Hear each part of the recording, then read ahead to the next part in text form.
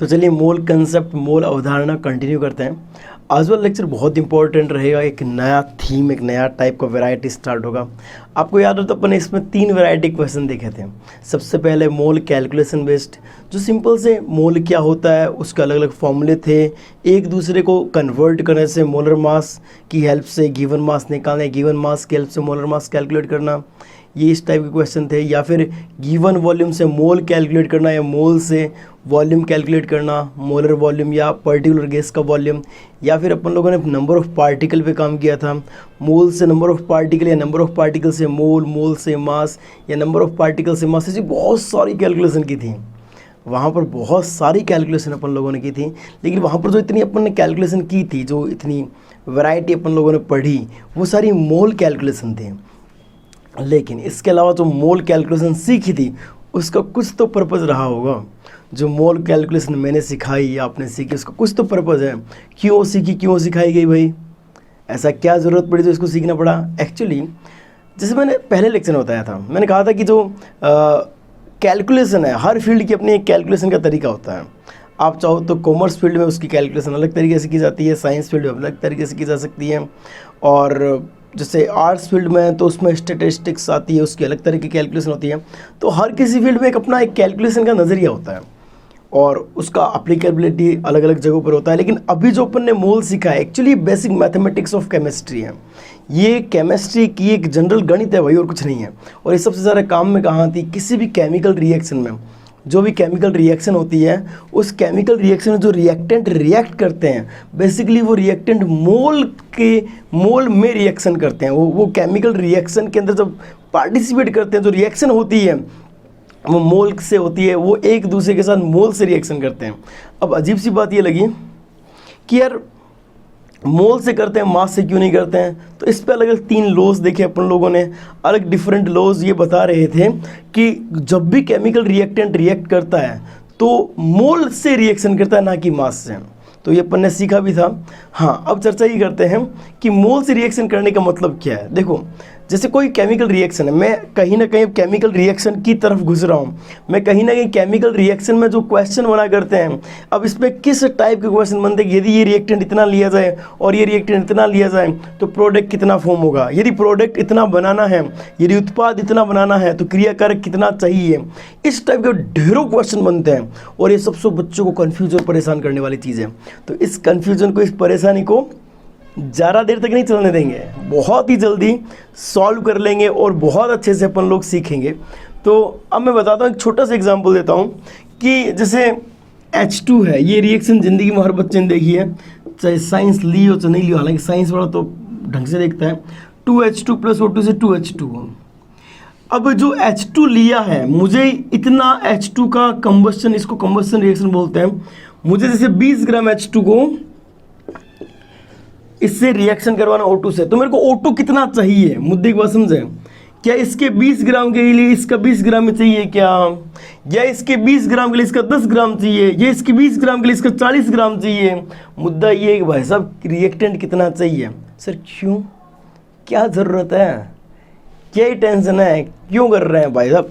जब आप H2 produce करोगे तो आपने 20 ग्राम, आपके पास H2 अवेलेबल है, तो O2 कितना चाहिए एक बहुत ज़रूरी मुद्दा नहीं है क्या। O2 कितना चाहिए ये एक ज़रूरी मुद्दा नहीं है क्या, क्योंकि आप H2 खरीद के लेके आ गए, उस H2 को कंप्लीटली रिएक्ट करवाने के लिए O2 कितना चाहिए यदि ये पता नहीं है तो कोई एक जना बच नहीं जाएगा क्या।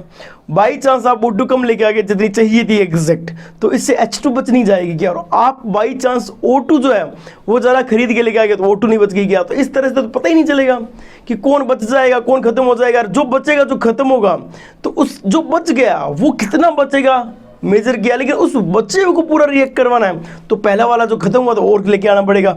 अब साला ये पता नहीं कितना लेके आना पड़ेगा। बात में ये घूम घाम के कहाँ आ रही है। ये रिएक्शन कभी कभी करवानी है, कोई रासायनिक अभिक्रिया जब भी करवानी है तो उसमें जो रिएक्टेंट है, जो क्रियाकारक है, वो अपने को पता तो होना चाहिए कि इतने के लिए इतना चाहिए। एक बात सोचो, जैसे हलवा वगैरह घर पे बनाते हैं, उसमें चीनी ज़्यादा पड़ जाए तो कोई दिक्कत नहीं है ना। गाजर का हलवा कोई बनाओ, चीनी थोड़ी, कोई भी एक कंपोनेंट ज़्यादा गिर जाए तो कोई दिक्कत नहीं है, वो अलग से सेपरेट पड़ा नहीं रहता, वो घुल जाता है। ये फिजिकल मिक्सिंग होती है। तो फिजिकल मिक्सिंग में कोई दिक्कत नहीं होती, लेकिन केमिकल मिक्सिंग में जितना मतलब अमाउंट पहले के लिए जितना दूसरा रिएक्टेंट लेना पड़ता है उतना ही लेना पड़ेगा। उसे ज़्यादा लिया बच जाएगा, चुपचाप पड़ा रहेगा। उससे दिक्कत ये एक जना वेस्टेज रहेगा ना अपना।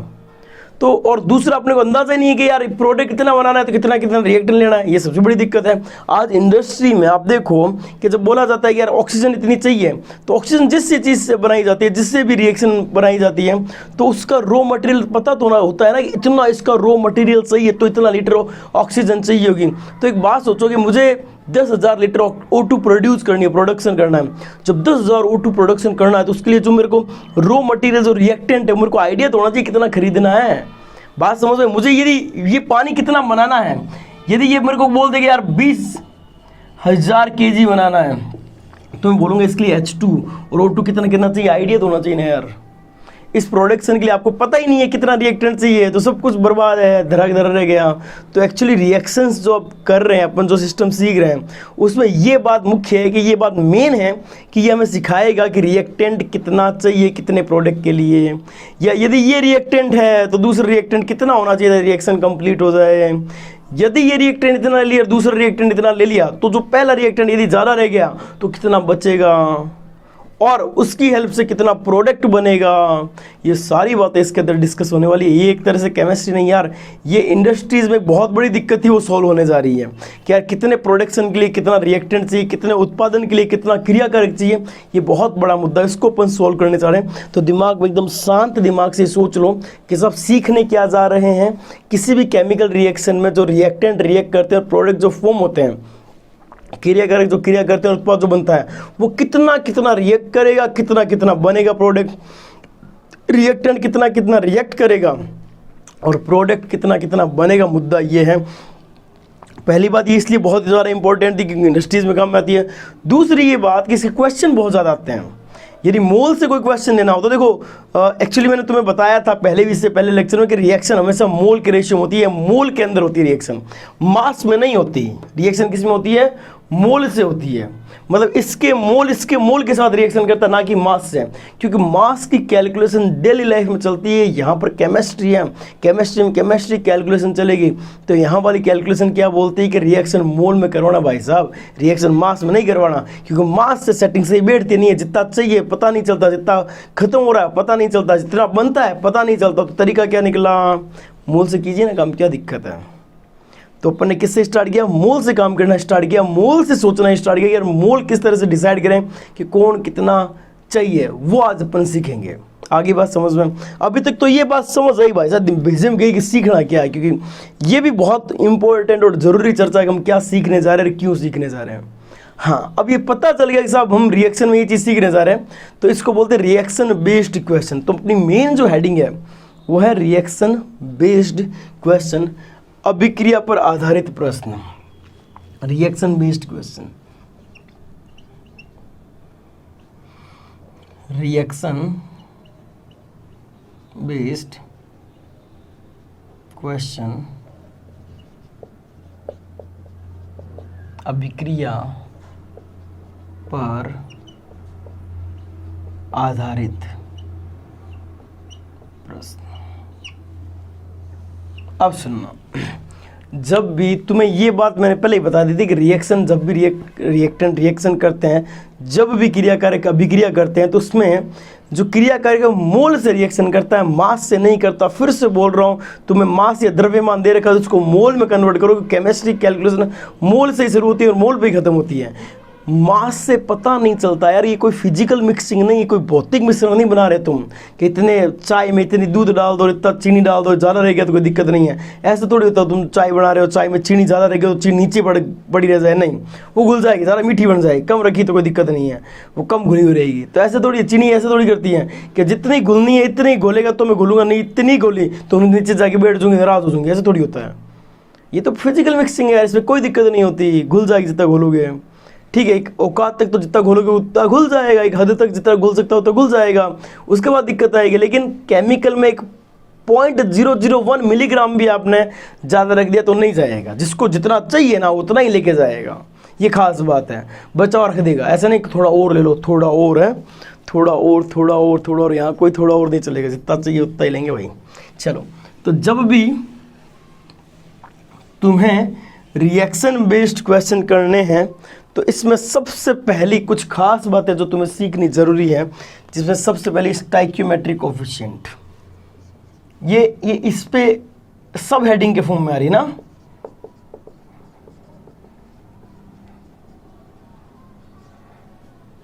Stoichiometry coefficient. ये क्या होता है? रस समीकरणमिति गुणांक।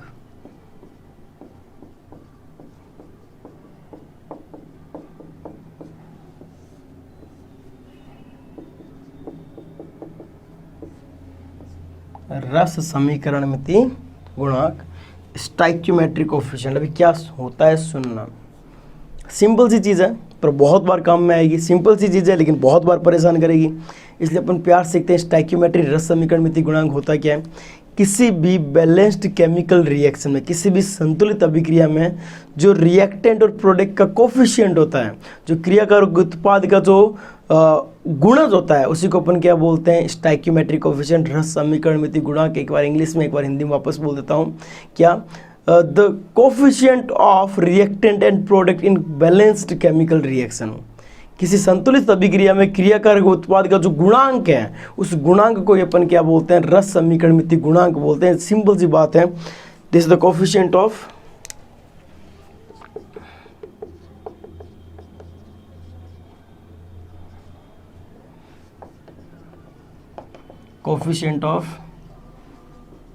reactant and product in a balanced chemical reaction। Balanced chemical reaction में जो रिएक्टेंट और प्रोडक्ट के जो कोफिशिएंट है, उसी को अपन क्या बोलते हैं? Stoichiometric coefficient. एग्जांपल देता हूँ, समझ में आ जाएगा चीज़। जैसे N2 प्लस 3H2 से 2NH3, N2 प्लस 3H2 से 2NH3। आपको यदि कोई पूछा जाए इसमें स्टाइक्योमेट्रिक कोफिशिएंट क्या है, स्टाइक्योमेट्रिक कोफिशिएंट क्या है, तो पहले ये पूछा जाए किसका, ये ज़रूर पूछा जाएगा। तो इसमें N2 का स्टाइक्योमेट्रिक कोफिशिएंट, H2 का और NH3 का। तो यदि कोई पूछेगा N2 का स्टाइक्योमेट्रिक कोफिशिएंट क्या है, N2 का स्टाइक्योमेट्री पूछेगा, H2 का स्टाइक्योमेट्रिक कोफिशिएंट क्या है, और पूछेगा NH3 का स्टाइक्योमेट्रिक कोफिशिएंट क्या है। तो सिंपल सा है, N2 के मल्टीपल में कुछ भी नहीं, इसका मतलब 1 है। H2 के मल्टीपल में, इंटीजर मल्टीपल में क्या? 3, तो स्टाइक्योमेट्रिक कोफिशिएंट 3 हो गया। NH3 का मल्टीपल में कितना है? 2, तो इसका स्टाइक्योमेट्रिक कोफिशिएंट कितना हो गया? 2। तो ये इनका स्टाइक्योमेट्रिक कोफिशिएंट आ गया। अब सर ये क्यों सिखाया जा रहा है? ये क्यों सिखाया जा रहा है? तो एप्लीकेशन ऑफ स्टाइक्योमेट्री, इसी के अंडर की हेडिंग है, एप्लीकेशन ऑफ स्टाइक्योमेट्रिक कोफिशिएंट। ये क्यों सीख रहे हैं सर हम? इसके दो मेन मुद्दे हैं। पहला मेन मुद्दा क्या है कि दुनिया में जो भी रिएक्शन होती है ना, उसमें रिएक्टेंट कितना कंज्यूम होगा, क्रियाकारक कितना अभिक्रिया करेगा, समाप्त होगा, और उत्पाद कितना बनेगा, प्रोडक्शन कितना होगा प्रोडक्ट का, इस बात का निर्धारण हमेशा स्टाइक्योमेट्रिक कोफिशिएंट ही करता है। कितना कितना रिएक्शन करेगा, कितना कितना बनेगा, कितना कितना अभिक्रिया करेगा, कितना कितना बनेगा, इस बात का निर्धारण का जो अधिकार है वो स्टाइक्योमेट्रिक कोफिशिएंट को है। पहली बात, ये डिसाइड करता है प्रोडक्ट को, ये रिएक्टेंट के रिएक्ट अमाउंट को। ठीक है, ये एक चीज़ डिसाइड करता है। चलो दूसरी का बात है, दूसरा इंपॉर्टेंट पॉइंट क्या, खुद से लिख सकते हो। Stoichiometric coefficient decide the consumed amount of reactant and formed amount of product. रस समीकरणमिति गुणांक की क्रियाकारक की समाप्त मात्रा और उत्पाद की निर्मित मात्रा को बताता है। अगला सेकंड पॉइंट, जो भी केमिकल रिएक्शन होती है वो रिएक्शन उस रिएक्शन में जो रिएक्टेंट रिएक्शन करते हैं, जो क्रियाकारक अभिक्रिया करते हैं आपस में, वो मोल के रेशियो में करते हैं। जो मोल का रेशियो होता है ना, वो स्टाइक्योमेट्रिक कोफिशिएंट का ही होता है। तो रिएक्टेंट जब भी रिएक्शन करेगा, क्रियाकारक जब भी अभिक्रिया करेगा, तो जो मोल से अभिक्रिया करता है, हमेशा किससे करता है? मोल से, बाई मोल। मोल के द्वारा अभिक्रिया करता है, और जो मोल के द्वारा अभिक्रिया करता है उसमें ये तो पता चल गया कि रिएक्टेंट को हमेशा मोल में लेना है, लेकिन मोल में भी वो स्टोइकियोमेट्रिक कोएफिशिएंट के रेशियो में करता है, रस समीकरण गुणांक के अनुपात में करता है, ये ध्यान रखना। तो फॉर एग्जाम्पल ये बात बहुत अच्छे से क्लियर होगी जब मैं एक एग्जाम्पल दूंगा इसका। तो ये मतलब किस रेशियो में करता है ये समझ में आएगी, मोल के स्टोइकियोमेट्रिक कोएफिशिएंट के रेशियो में करता है। फॉर एग्जाम्पल इसी एग्जाम्पल को मैं रिपीट करता हूँ, इससे और अच्छे से क्लियर होगी अपने को बात। इसी बात को रिपीट करता हूँ, N2 + 3H2 से 2NH3। बड़ा गजब पॉइंट है, ये पॉइंट लेके जाना साथ में मज़ा आ जाएगा। ये पॉइंट दिमाग में सेट कर लियो, फिट कर लियो, बहुत काम का पॉइंट है ये। कम से कम 1000 बार काम में आएगा। तुम 11th और 12th कंप्लीट करोगे तब तक कम से कम 1000 बार काम में आएगा। जब से तुम 11th में आए और 12th करोगे ना फिजिकल, कम से कम 1000 बार तुम जो पेपर दोगे, जो कुछ भी करोगे, तो भाई 1000 बार परेशान हो गए, इससे अच्छा एक बार परेशान हो लो ना यार। मैं तो बच्चों को एक ही बात बोलता हूँ, या तो 1000 बार परेशान हो या फिर एक बार परेशान हो लो। 1000 बार परेशान होना बड़ा अजीब सा लगता है, तो एक बार परेशान हो लो ना, क्या दिक्कत है यार। एक बार परेशान हो, ढंग से परेशान हो लो, सीख लो, क्या दिक्कत है। बार बार परेशान होने की ज़रूरत नहीं पड़ेगी, नहीं तो बार बार परेशान होगे और गालियाँ निकालोगे कि यार उस टीचर ने कराया नहीं था इसलिए दिक्कत आ रही है, नहीं तो हम तो बहुत अच्छा कर सकते थे। तो टेंशन लेने की ज़रूरत नहीं, इसको सीखेंगे या बहुत अच्छे से सीखेंगे और आगे काम मिलेंगे, ठीक है, और 1000 बार काम मिलेंगे, ठीक है भाई। ये बोलता है कि इसका स्टोइकियोमेट्री क्या है 1, इसका क्या है 3, इसका क्या है 2। रिएक्टेंट जो रिएक्शन कर रहा है वो स्टोइकियोमेट्री के रेशियो में करता है, लेकिन ये रेशियो मोल से निकाला जाता है। तो ये 1 मोल, ये 3 मोल, ये 2 मोल हो गया। तो इसमें मुद्दा क्या बनेगा कि इसका 1 मोल जो है इसके 3 मोल के साथ रिएक्शन करता है और इसका 2 मोल बनाता है। 1 मोल 3 मोल के साथ रिएक्शन करके 2 मोल को बनाता है। तो रेशियो ये मेंटेन रहना चाहिए, मोल का ही ध्यान रखना। तो इसकी जगह मैं ये भी लिख सकता था ना, लाइन लिख सकते हो, statement 1 mole of N2 react with 3 mole of H2 and form 2 mole of NH3। जब 1 मोल N2 का 3 मोल H2 के साथ अभिक्रिया करता है तो 2 मोल अमोनिया बनती है, NH3 बनती है। इसको दिमाग में सेट कर सकते हैं। अब यही रेशियो मेंटेन रहे, मैं ऐसा भी लिख सकता हूँ यार, 2 मोल N2 react with 6 mole H2 and form 4 mole of NH3। मैं ऐसा भी लिख सकता हूँ 3 mole of N2 react with 9 mole of H2 and form 6 mole of NH3। तो इस तरह से अपन हर किसी में अपन कैलकुलेट कर सकते हैं और फाइनल जो रेशियो है वो मेंटेन रहेगा। अब बात है कैलकुलेशन की, एप्लीकेशन का लास्ट 3rd पॉइंट है, इसकी कैलकुलेशन कैसे करते हैं वो मैं सिखाता हूँ। इसकी कैलकुलेशन कैसे की जाती है, क्या फॉर्मूला लगेगा, क्योंकि ये तो सिंपल सी बात है कि यार ये तो हमें पता चल गया, लेकिन क्वेश्चन क्या बनेगा, वो बोलेगा कि इसका 2.5 मोल बनाना है तो इसका कितना मोल चाहिए, इसका कितना मोल चाहिए। इसका 1.5 मोल लिया तो इसका कितना चाहिए और इसका कितना बनेगा।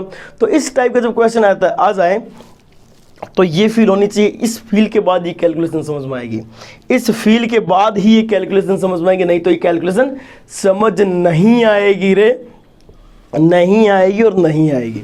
तो ये कैलकुलेशन कैसे करनी है मैं बता रहा हूँ, सिखा रहा हूँ, आप लोग ट्राई करना, मज़ा आएगा सीखोगे तो, ठीक है। चलो तो देखो, मैंने कोई एक जनरल रिएक्शन ली, मैं इस कैलकुलेशन को एक्सप्लेन करना चाह रहा हूँ। जैसे AA + BB से प्रोडक्ट बना CC एंड DD। इसमें मैंने जब लिखा तो ये जो स्मॉल ABCD है वो स्टोइकियोमेट्रिक कोएफिशिएंट है, ये रस समीकरण मिति गुणांक है, और कैपिटल ABCD जो रिएक्टेंट एंड प्रोडक्ट जो मैंने लिखा है इसके अंदर। तो यहाँ से ही पता चलता है कि जो रिएक्शन होगी ये A मोल ये B मोल के साथ जाएगा, तो ये C मोल बनाएगा, ये D मोल बनाएगा। ये बात समझो, यही तो लिखा है मैंने भाई, यही तो लिखा है, ये सेम ही तो बात लिखी है, ये तो बात लिखी है मैंने, ये बात समझ में आई। लेकिन मैंने बोला कि A B के साथ जाता C बनता D बनता, लेकिन मैंने A लिए ही नहीं बनता, N1 लिए। इसका N1 मोल लेता हूँ, ये N2 के साथ रिएक्शन करता है तो इसका N3 बनता है, इसका N4 बनता है, ऐसा बोल रहा हूँ मैं तो। लेकिन मज़े की बात पता है कि आप चेक कर लो, ये 1:3 था ना स्टोइकियोमेट्रिक कोएफिशिएंट का रेशियो, रफ समीकरण मिति गुणांक का रेशियो क्या था 1:3 था ना। आगे भी देख लो 1:3 मेंटेन है, आगे भी देख लो भाई 1:3 मेंटेन है। यहाँ पर देख लो 3:2, आगे भी देख लो 3:2 3:2 3:2। वो रेशियो जो था वो मेंटेन रहता है। जिस किसी के बीच में आप चर्चा करना चाहते हो, इन दोनों के बीच में चर्चा कर, 1:2 का स्टोइकियोमेट्रिक कोएफिशिएंट का रेशियो है, चाहो तो देख लो 1:2 1:2, 1:2 का रेशियो जो मेंटेन रहेगा, इसलिए रेशियो जो है, जो अनुपात जो है वो निश्चित रहता है, चाहे मोल कुछ भी ले लो वो नहीं बदलने वाले। तो इससे मैं क्या कह सकता हूँ, ये बड़ी ज़ोरदार बात है, साथ लेके जाना मज़ा आ जाएगा। ठीक है, तो इसमें मैं बोल सकता हूँ कि N1 और N2 जो मोल होंगे, पक्की बात है A:B के रेशियो में नहीं होंगे। क्या N1 N2 जो मोल होंगे, गारंटी इस बात की A/B नहीं होंगे। क्या देख लो बोले, इसका रेशियो 1:3, 1:3, 1 कभी भी रिएक्शन करेगा इसी, चाहे N1 N2 3 हो, चाहे N1 डैश N2 डैश कुछ भी हो भाई, कोई टेंशन नहीं लेनी। अब जैसे A और B, वैसे A और C, डी की चर्चा कर सकता हूँ, तो A और C की चर्चा करता हूँ, तो N1/N3 जो होगा वो इनके स्टोइकियोमेट्रिक कोएफिशिएंट A/C के इक्वल होगा, A/C के इक्वल होगा। वैसे के वैसे A और D की चर्चा कर सकता हूँ, N1/N4 जो होगा वो A/D नहीं होगा। क्या सिमिलरली यदि मैं A का सबके साथ रिलेशन देख लिया ना, वैसे B का देख लेता हूँ, N2/B का पहले C के साथ देखता हूँ, क्योंकि B का A के साथ देख चुका हूँ। N2/N3 क्या आ जाएगा, N2/N3 B/C आ जाएगा।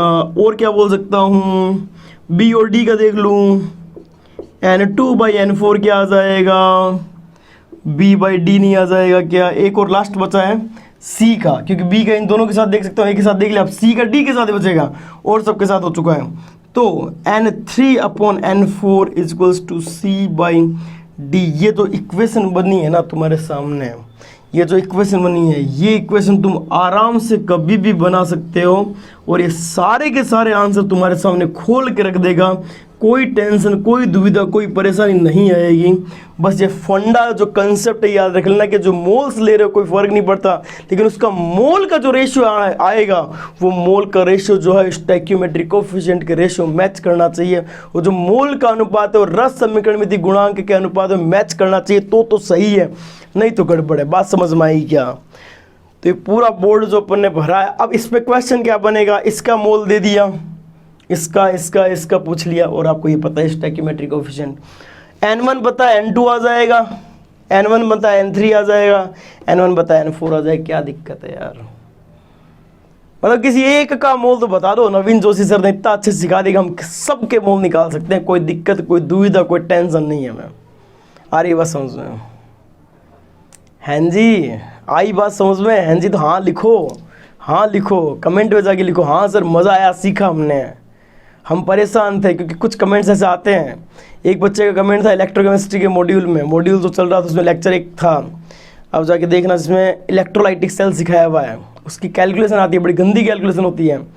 एक बच्चा पता नहीं कब से परेशान था, उसने उस वीडियो को देखा और देखते पता है क्या लिखा उसने, कि सर मैं इस कैलकुलेशन को लेके बहुत परेशान था, मेरे कभी होमवर्क नहीं हुआ, आज पहली बार आपका वीडियो देखा, होमवर्क करके जा रहा हूँ, मज़ा आ रहा है मेरे को।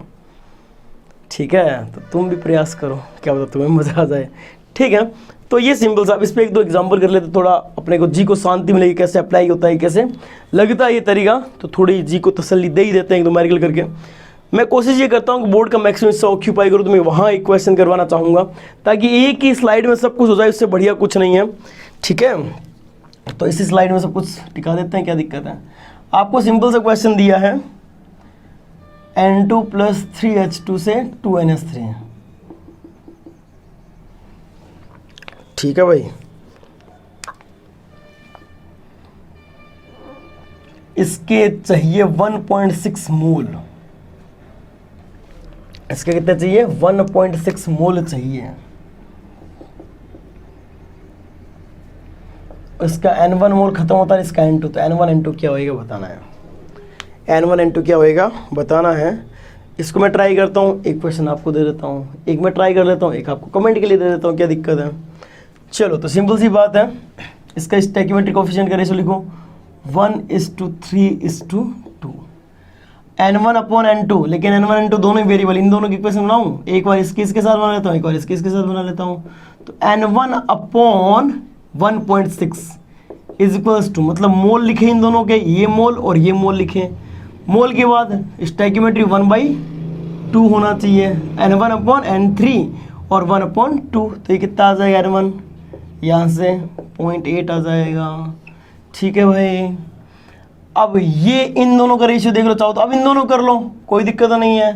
तो N1 अपॉन N2, N1 0.8 है, N2 मेरे को निकालना है, रेशियो क्या है 1/3 है, तो इससे N2 कितना आ जाएगा 2.4 मोल। देख लो आ गया आंसर, आया कि नहीं आया। चलो एक क्वेश्चन मैं देता हूँ, आप लोग ट्राई करना, इतनी सी जगह मैं कर रहा हूँ, जगह ऑक्यूपाई करता हूँ मैं सारी की सारी, ठीक है। एक एग्जांपल मैं आपको देता हूँ, करना ट्राई बेटा, बड़ा प्यारा एग्जांपल है, सिंपल सा, मज़ा है करने में। a plus 2b plus 3c gives 4d plus 5e plus a b c d e f आ जाए 6f प्लस 7g, हम 7g तक पहुंच चुके हैं भाई। 7g के आपको बनाना है 14 मोल, तो इसके कितने इसके कितने इसके कितने बनेंगे, इसके कितने इसके कितने इसके कितने चाहिए। ये लो भाई, एक छोटा सा क्वेश्चन दिया है जिसमें 1 2 3 4 5 6 आंसर आएंगे इसमें, तो ट्राई करना, मज़ा आएगा, ठीक है। अच्छा सिंपल सा क्वेश्चन है, कोई दिक्कत नहीं है, इस पर और क्वेश्चन करने और प्रैक्टिस करनी है, लेकिन थोड़ा वेट करना। नेक्स्ट वीडियो में बहुत सारी प्रैक्टिस करेंगे, लेकिन उस पर थोड़ा सा वैरायटी चेंज करें क्वेश्चन का, ठीक है डियर। तो प्लीज़ आप अच्छे से क्वेश्चन कीजिए, प्रैक्टिस कीजिए, ट्राई कीजिए, दिक्कत आए पूछें, और शेयरिंग ही केयरिंग है, शेयर कीजिए, चैनल की यही केयर है। Thank you so much.